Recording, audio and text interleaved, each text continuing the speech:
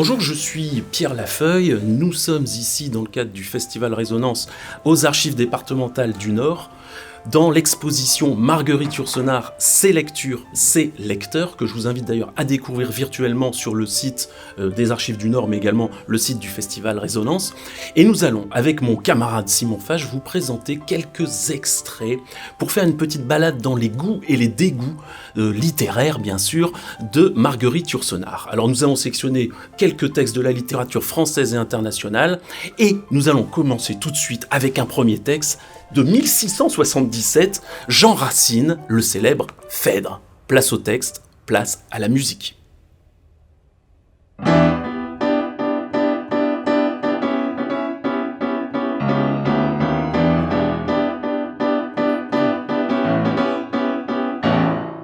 Les moments m'en sont chers, écoutez-moi Thésée. C'est moi qui, sur ce fils chaste et respectueux, osais jeter un œil profane, incestueux. Le ciel mit dans mon sein une flamme funeste. La détestable nonne a conduit tout le reste. Elle a craint qu'Hippolyte instruisit ma fureur. Ne découvrit un feu qui lui faisait horreur. Ne découvrit un feu qui lui faisait horreur. La perfide abusant de ma faiblesse extrême s'est hâtée à vos yeux de l'accuser lui-même. Elle s'en est punie et fuyant mon courroux, à chercher dans les flots un supplice trop doux. Le fer aurait déjà tranché ma destinée, mais je laissais gémir la vertu soupçonnée. J'ai voulu devant vous, exposant mes remords, par un chemin plus lent descendre chez les morts. J'ai pris, j'ai fait couler dans mes brûlantes veines un poison que Médée apporta dans Athènes. Déjà jusqu'à mon cœur le venin parvenu, sans ce cœur expirant jette un froid inconnu. Déjà je ne vois plus qu'à travers un nuage, et le ciel et l'époux que ma présence outrage. Et la mort à mes yeux dérobant la clarté, et la mort à mes yeux dérobant la clarté, et la mort à mes yeux dérobant la clarté, rend toujours qu'il souillait toute sa pureté.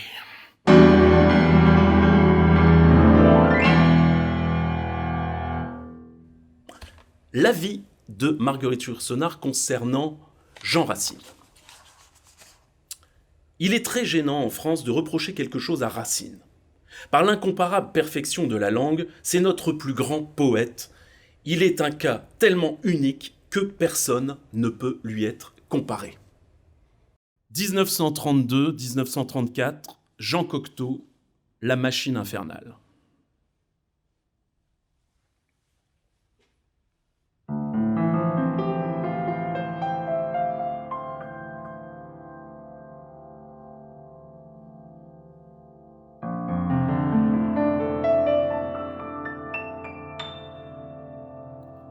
La matrone. Mon fils de 16 ans s'occupe de politique. Le sphinx, qu'il dit.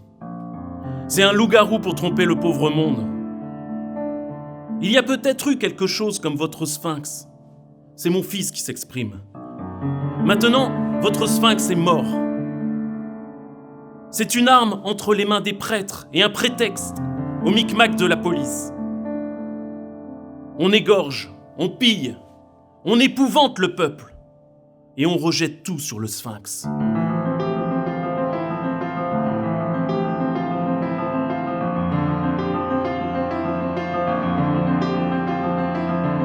Le sphinx a bon dos. C'est à cause du sphinx qu'on crève de famine, que les prix montent, que les bandes de pillards infestent les campagnes. C'est à cause du sphinx que rien ne marche, que personne ne gouverne, que les faillites se succèdent, que les temples regorgent d'offrandes tandis que les mères et les épouses perdent leur gagne-pain, que les étrangers qui dépensent se sauvent de la ville. Et il faut voir mon fils, mademoiselle, monter sur la table, criant, gesticulant, piétinant, et il dénonce les coupables, il prêche la révolte, il stimule les anarchistes, il crie à tue-tête des noms, de quoi nous faire pendre tous. Et entre nous et moi qui vous parle, tenez mademoiselle, je sais qu'il existe le sphinx, mais on en profite, c'est certain qu'on en profite. Il faudrait un homme de poigne, un dictateur.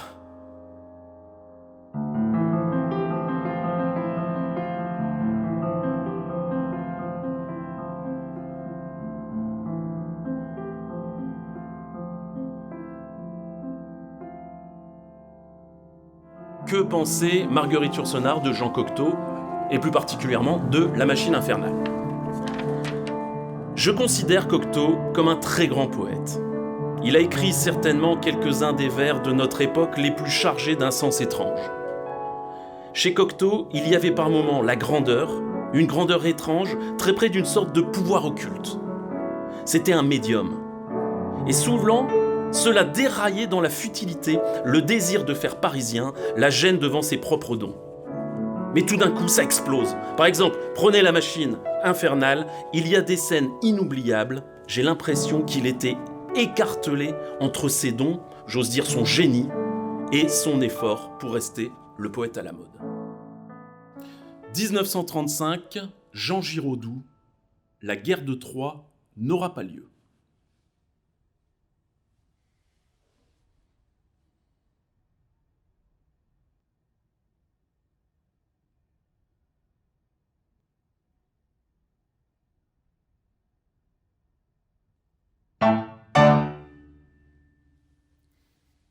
Alors, que pensait Marguerite Yourcenar de Jean Giraudoux ?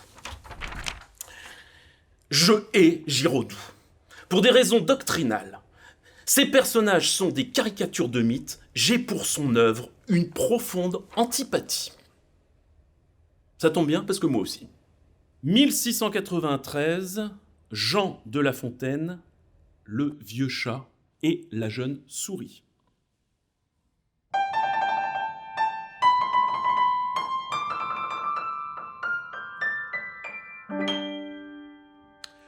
Une jeune souris de peu d'expérience crut fléchir un vieux chat implorant sa clémence. Et payant de raison le ramina grobis, « Laissez-moi vivre! Une souris de ma taille et de ma dépense est-elle à charge en ce logis? Affamerai-je à votre avis l'hôte et l'hôtesse et tout leur monde? D'un grain de blé je me nourris. Une noix me rend toute ronde. À présent je suis maigre, attendez quelque temps. Réservez ce repas à messieurs vos enfants. » Ainsi parlait au chat la souris attrapée.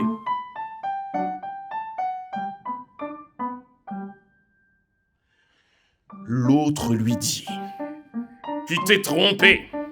Est-ce à moi que l'on tient de semblables discours ? Tu gagnerais autant de parler à des sourds. Chat et vieux, pardonnez. Cela n'arrive guère. Selon ces lois, descends là-bas, meurs et va-t'en tout de ce pas haranguer les sœurs filandières. Mes enfants trouveront assez d'autres repas. Il tint parole, et pour ma fable, voici le sens moral qui peut y convenir. La jeunesse se flatte et croit tout obtenir. La vieillesse est impitoyable. Jean de La Fontaine. Alors, que pensait Marguerite Yourcenar de Jean de La Fontaine ? Enfant, je n'aimais pas les fables de La Fontaine parce que les animaux me semblaient trop pareils à des hommes.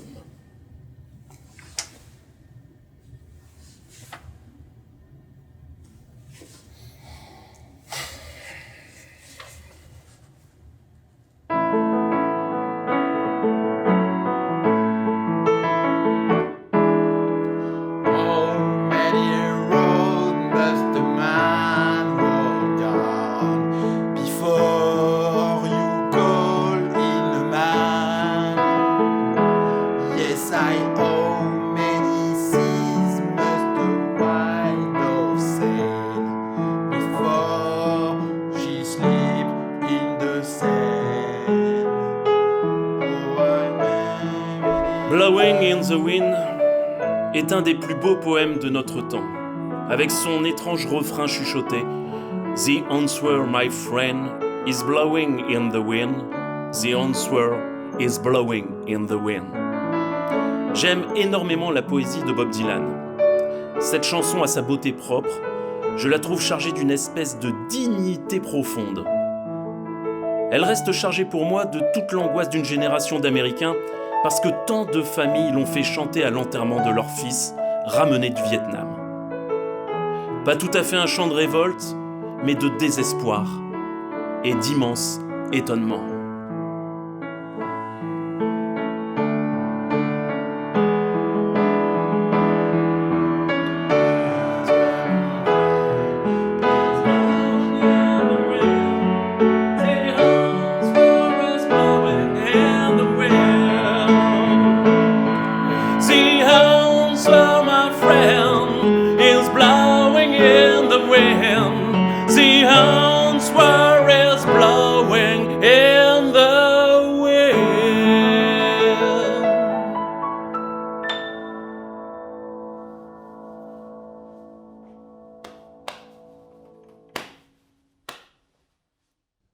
« 1930-1932, Robert Musil, l'homme sans qualité.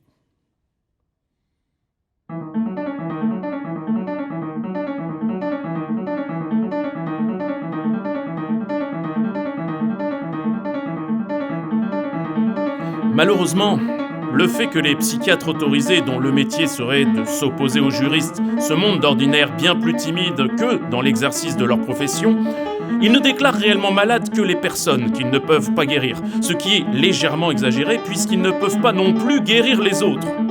Ils distinguent entre les maladies mentales incurables, celles qui, avec l'aide de Dieu, s'amélioreront d'elles-mêmes au bout de quelque temps, et enfin celles que le docteur ne pourra pas guérir davantage. Il est vrai, mais que le patient pourrait être évité en admettant évidemment que l'intervention de la Providence fasse agir à temps sur lui-même les influences et les considérations indispensables. Ce deuxième et ce troisième groupe fournissent ces malades insuffisants que l'ange de la médecine veut bien traiter comme malades quand il lui échoit dans la clientèle privée, mais qu'il abandonne timidement à l'ange du droit quand il se heurte à deux dans la clientèle légale. Moosbrugger était précisément un de ces cas. Au cours de cette vie, tout honorable, qu'avait seulement interrompu les débordements d'une inquiétante ivresse de sang, et où l'avait aussi souvent retenu dans les asiles qu'on l'en avait renvoyé, et il avait passé tour à tour pour paralytique général, paranoïaque, épileptique, cyclotimique, jusqu'à ce dernier procès où deux médecins légistes particulièrement consciencieux lui avaient rendu la santé. Bien entendu, il se trouvait alors personne, eux compris dans la grande salle pleine de monde, que ne fut convaincu que Moosbrugger était d'une manière ou d'une autre un malade. Alors que pensait Marguerite Yourcenar de Robert Musil ? Je n'ai pas eu la patience de lire L'homme sans qualité jusqu'au bout. Je pense que Robert Musil est un grand faux écrivain, mais je suis peut-être un peu trop sévère. Oui, Marguerite, je pense que vous êtes un peu trop sévère.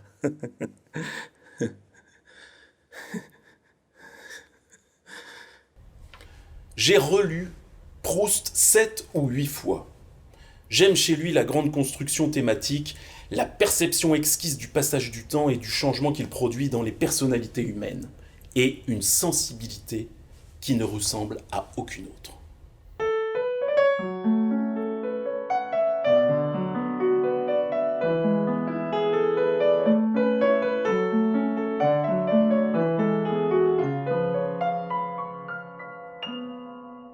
« 1913, Marcel Proust, du côté de chez Swann.